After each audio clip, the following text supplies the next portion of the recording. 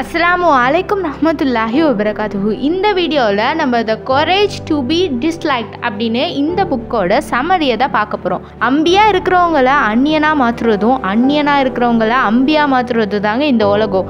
அப்படி இந்த உலகத்தையும் உலக மக்களையும் ஏன் நம்மளோட சில உண்மையையும் உடச்சி சொன்ன புக்கு தான் அந்த courage to be disliked.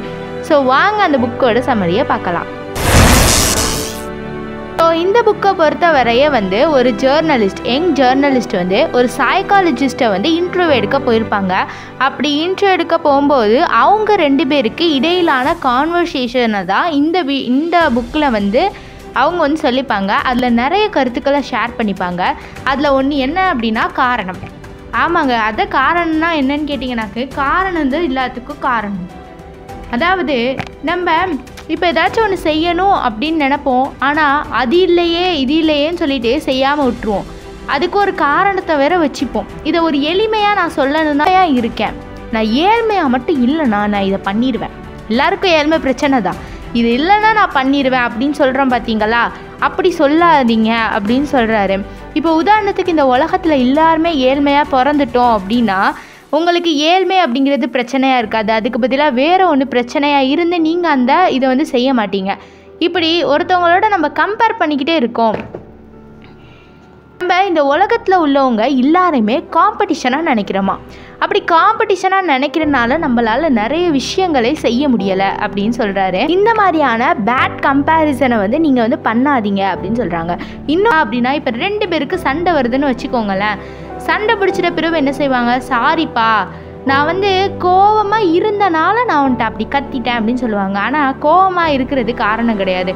அவங்க கத்தணும்னு நினச்சாங்க, அதனால அவங்கள பேசிட்டாங்க. கோபத்தை காரணமாக சொல்லுவாங்க. அதுதான் சொல்கிறாங்க கட்டே படுத்த முடியாது அப்படின்னு சொல்லுவாங்க. இதுவே அந்த ரெண்டு பேருக்கு இடையில சண்டை வந்துட்டு இருக்கும்போது ஒரு கால் வந்துருச்சு, அந்த கால் பாஸ் காலாக இருந்துச்சுன்னு வச்சுக்கோங்க, உடனே சைலண்ட்டாக பேச ஆரம்பிச்சிருவாங்க. அப்போ மட்டும் அப்போ எப்படி கோபத்தை கட்டுப்படுத்த முடியுது? அதுக்கப்புறம் அந்த காலை கட் பண்ணிவிட்டு அதுக்கப்புறம் சண்டை போட ஆரம்பிச்சிருவாங்க. அப்போ சண்டை போடணுங்கிறது குறிக்கோள், மற்றபடி கோபம் நம்ம கண்ட்ரோலில் தான்ப்பா இருக்குது அப்படின்னு சொல்கிறாரு. அதுக்கு ஒன்று அன்புன்னு அன்பு அப்படின்னா நம்ம ஒருத்தவங்க மேலே எப்படி அன்பு வச்சுருக்கோம் அப்படின்னு கண்டுபிடிக்கணும் அப்படிங்கிறதுக்கு ஒரு ட்ரிக் சொல்கிறாரு. நம்ம அவங்க கூட இருக்கும்போது ஃப்ரீயாக எந்த ஒரு ஒளிவும் மறைவும் இல்லாமல் நம்மளா ஃபீல் பண்ணுறோம் அப்படின்னா அவங்க மேலே நம்ம நிஜமாகவே அன்பு வச்சுருக்கோம் அப்படின்னு சொல்கிறாரு. ஒருத்தவங்களை உங்களுக்கு பிடிச்சிக்குதுன்னு வச்சுக்கோங்களேன், அவங்க தப்பே பண்ணாலுமே நீங்கள் கரெக்டுன்னு சொல்லிடுவீங்களாம். ஏன்னா அவங்கள பிடிச்சிருக்கு. இதுவே அவங்க ஒருத்தவங்களை உங்களுக்கு பிடிக்கலன்னு வச்சுக்கோங்களேன், அவங்க நல்லதே பண்ணாலும் நீங்கள் தப்புன்னு சொல்லுவீங்களா? ஏன்னா அவங்கள பிடிக்கல. நல்லவங்க கெட்டவங்க அப்படின்னு சொல்கிறதுக்கு கிடையாது, உங்களுக்கு அவங்கள பிடிச்சிருக்கா பிடிக்கலையா அப்படின்னு தான் பார்க்கணும் அப்படின்னு சொல்கிறாரு. நம்ம ஒருத்தவங்க நம்மளை பாராட்டணும் அப்படின்னு சொல்லிட்டு தான் வாழ்கிறோமா? எனக்கே கேட்டால் ஆச்சரியமாக இருந்துச்சு, என்னப்பா இப்படி சொல்லிட்டாரு அப்படின்னு. இப்போ உதாரணத்துக்கு ஆஃபீஸ் ரூமில் ஃபுல்லாக குப்பையாக கிடக்குது. நம்ம உடனே நல்ல பிள்ளைத்தனமாக இப்போ எடுத்து போடுறோம் அப்படின்னா யாராச்சும் அங்கே தேங்க்யூ அப்படின்னு சொன்னால் தான் நம்மளுக்கு அங்கே பரவாயில்ல நம்ம கிடைச்சதுக்கு ஒரு ரிவார்டு அப்படின்னு நினச்சிக்கிடுவோமா? இல்லாட்டி நமக்கு டிசப்பாயிண்ட் ஆகும்ல, அதை இங்கே குறிப்பிட்றாரு. ஃப்ரீடம், நம்ம ஃப்ரீடம்னு சொல்கிறோம். ஃப்ரீடம்னா என்ன? நீங்கள் நிஜமாலேயே ஃப்ரீடமாக தான் வாழ்றீங்களா அப்படின்னு சொல்லிட்டு இந்த ஒரு இதில் தெரிஞ்சிடு. ஃப்ரீடம் அப்படின்னா வந்துருச்சே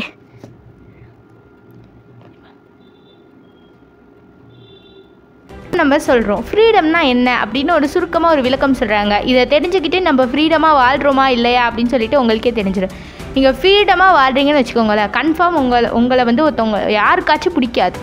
ஏன்னா நீங்கள் ஃப்ரீடம்னு சொல்லும்போது உங்களோட பெர்ஸ்பெக்டிவில் நீங்கள் வாழ்வீங்க. உங்களோட கண்ணோட்டத்தில் நம்ம வாழ்க்கையை கொண்டு போகணும், நம்மளோட ரூல்ஸில் தான்ப்பா நம்ம வாழ்க்கையை கொண்டு போகணும் அப்படின்னு நம்ம வாழ்கிறோமா? அதனால் நிறைய பேருக்கு உங்களை பிடிக்காமல் போகலாம். அப்போ தான் நீங்கள் ஃப்ரீடமாக வாழ்கிறீங்க அப்படிங்கிறதே உண்மை அப்படின்னு சொல்கிறாரு. இந்த ஆல்ரெடி சைக்காலஜிஸ்ட் அப்படிங்கிறவர் ஒருத்தவங்களை பாராட்டவே மாட்டாங்களாம்.